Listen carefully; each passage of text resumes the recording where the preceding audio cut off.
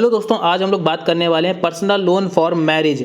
अगर आप शादी करने जा रहे हैं, उसके लिए आप पर्सनल लोन लेना चाहते हैं तो ये वीडियो आपके लिए सबसे ज़्यादा इंपॉर्टेंट होने वाली है।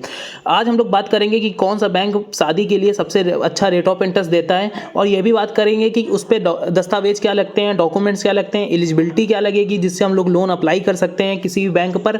और ये भी बात करने वाले हैं कि कौन सा सबसे अच्छा बैंक है जो कि हम लोग के लिए शादी के लिए सबसे सस्ता रेट ऑफ इंटरेस्ट प्रोवाइड कर रहा है।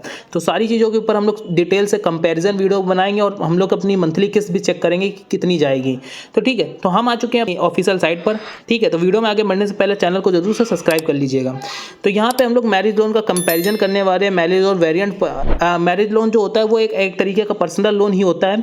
ठीक है, meeting the marriage loan related the expense interest rate such the loan and usually charges. और आरबीआई जितने भी बैंक आपको दिखाए जाएंगे वो आरबीआई द्वारा अप्रूव एनबीएफसी होते हैं। ठीक है, marriage loan for meeting their the wedding loan related expense. जो वेडिंग लोन में एक्सपेंस लग रहा होता है, मान लीजिए आप कैटरिंग का और या डेकोरेशन का, इन सारी चीज़ों में आप इस चीज़ का एक्सपेंस कर सकते हैं। सबसे पहली बैंक जो हम लोग की आती है वो हम लोग को 40 लाख का लोन देती है। और कितने परसेंट के रेट ऑफ इंटरेस्ट है? 10.5% के रेट ऑफ इंटरेस्ट है 24%, जिसमें हमें 5,000 प्रोसेसिंग फीस लगती है। और लोन पीरियड जो हमें लोन चुकाने का समय मिलता है वो 6 साल तक का मिल जाता है।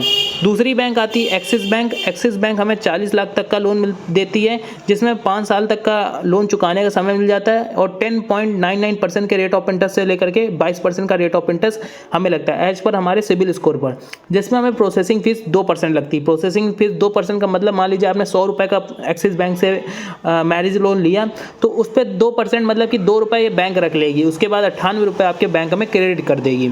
ठीक है, अब हम लोग और नीचे आते हैं तो बहुत सारे बैंक हैं। तो कोटक महिंद्रा बैंक आती है, हमें 40 लाख तक का लोन देती है 6 सालों के लिए, जिसमें रेट ऑफ इंटरेस्ट लगता है 10.99% से लेकर के 36% तक का, जिसमें हमें 3% की प्रोसेसिंग फीस लगती है। तो इसी तरीके से हमें बहुत सारे बैंक देखने को मिलते हैं।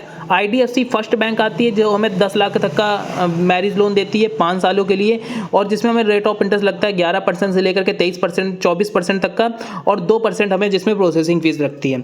आईसीआईसीआई बैंक की बात करते हैं तो हमें 50 लाख तक का लोन मिलता है, वो भी 6 सालों के लिए, और 10.8% से लेकर 16.15% का रेट ऑफ इंटरेस्ट लगता है, 2% की प्रोसेसिंग फीस लगती है। यस बैंक की बात करें तो 40 लाख तक का हमें यहाँ पे लोन मिल जाता है अप टू 5 सालों के लिए। अब यहाँ पे 10.99% से लेकर के 20% तक का हमें प्रोसेसिंग फीस इंटरेस्ट रेट लगता है, जो कि आपके सिबिल स्कोर पर डिपेंड करता है, और यहाँ पे हमें 2.5% की प्रोसेसिंग फीस देनी पड़ती है। टाटा कैपिटल लिमिटेड हमें लोन 35 लाख का देता है और अप टू 6 सालों के लिए, और 10.99% से लेकर के 35% तक का हमें रेट ऑफ इंटरेस्ट लगता है, जिसमें हमें 5.5% मतलब कि अगर आपने 100 रुपये का लोन लिया तो उसमें से 5.5 रुपये ये बैंक रख लेगी टाटा कैपिटल। उसके बाद जो अमाउंट बचेगा वो आपके बैंक में क्रेडिट कर देगी।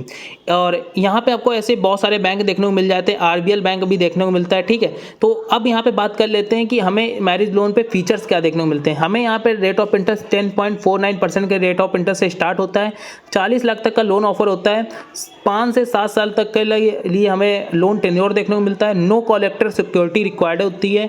ठीक है, कोई भी कॉलेक्टर सिक्योरिटी हमें रिक्वायर्ड नहीं होती। Pre approved Insta personal loan offered किया जाता है। ठीक है, अब यहाँ पे एलिजिबिलिटी के ऊपर बात कर लेते हैं, जिसमें हमें 21 से 60 साल की एज होनी चाहिए, तभी हम इस लोन को अप्लाई कर सकते हैं।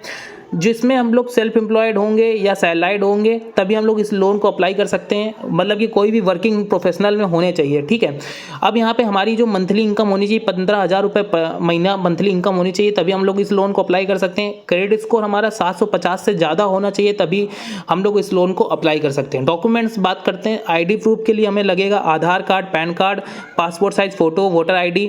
ठीक है, और एड्रेस प्रूफ के लिए लगेगा इलेक्ट्रिसिटी बिल लगा सकते हो, टेलीफोन बिल लगा सकते हो, गैस बिल लगा सकते हो, आधार कार्ड लगा सकते हो, पैन कार्ड लगा सकते हो, पासपोर्ट लगा सकते हो, वोटर ID लगा सकते हो।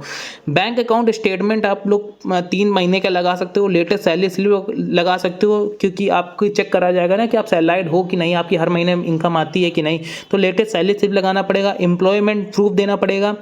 लेटेस्ट ITR दे सकते हो, फॉर्म 60 दे सकते हो। ये कुछ चीज़ें हैं जो कि आप लोग पर्सनल लोन, अगर personal loan for marriage apply करने जा रहे हो, मैरिज लोन के लिए लोन लेने जा रहे हो, तो कुछ बैंक है, जो भी बैंक आपको बेस्ट लगी हो वो उस बैंक से आप लोन ले सकते हो।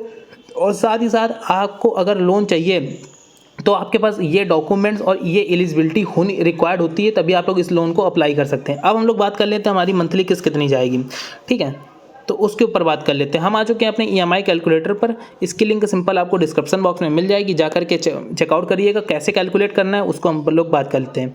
तो पर्सनल लोन वाला सेक्शन सेलेक्ट कर लिया। इसमें हम लोग ने अमाउंट डाला है कुछ, मान लीजिए 4 लाख का हमें लोन चाहिए, ठीक है। अब हम थोड़ा रेट ऑफ इंटरेस्ट ज़्यादा ही लेके चलते हैं, क्योंकि रेट ऑफ इंटरेस्ट बढ़ ही जाता है भाई। कभी ना कभी जो लोग ज़्यादा लोन लेते हैं या कम लोन लेते हैं, टाइम पे नहीं चुकाते हैं, तो इंटरेस्ट रेट ये लोग बैंक वाले बढ़ा ही देते हैं। तो हमने 12.75% का इंटरेस्ट रेट लिया, और वो भी हम लोन लेते हैं पहले 4 लाख का 4 सालों के लिए।